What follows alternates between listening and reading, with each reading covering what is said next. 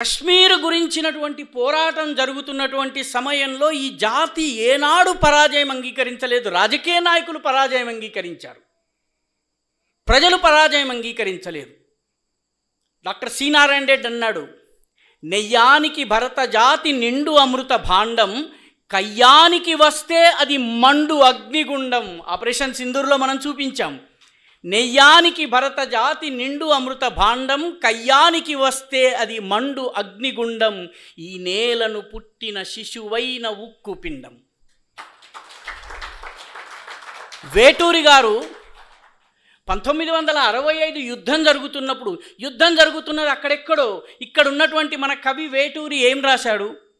కాశ్మీరం దాటిరాగ కావరించునొకడు, త్రివిష్టపం దాటిరాగ తీవరించునొకడు. త్రివిష్టపం అంటే టిబెట్.